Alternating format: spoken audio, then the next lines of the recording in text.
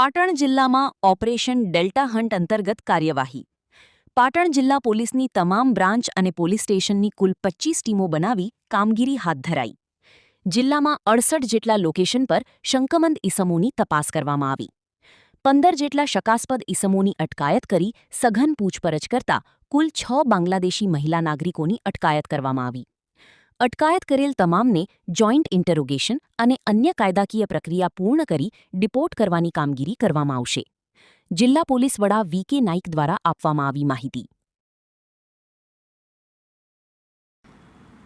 ગુજરાત સરકારના ગૃહ વિભાગ દ્વારા ગુજરાતમાં ગેરકાયદેસર રીતે રહેતા બાંગ્લાદેશીઓને શોધી કાઢવા માટે ઓપરેશન ડેલ્ટા હન્ટ ગઈકાલે મોડી રાતથી શરૂ કરવામાં આવ્યું હતું. જેના ભાગરૂપે પાટણ જિલ્લામાં 68 જેટલા લોકેશન ઉપર 25 જેટલી ટીમો બનાવી અને આ લોકોને શોધવા માટેની કામગીરી કરવામાં આવી હતી. જેમાં આશરે 15 જેટલા શંકાસ્પદ લોકોને ડિટેન કરી અને એમના વિવિધ ડોક્યુમેન્ટ્સ મેળવવાની કામગીરી કરવામાં આવી હતી. જેમાં 6 જેટલા બાંગ્લાદેશી કન્ફર્મ થયા હતા. અન્ય જે શંકાસ્પદ છે એમને વેરિફિકેશનની કામગીરી હાલ ચાલુમાં છે.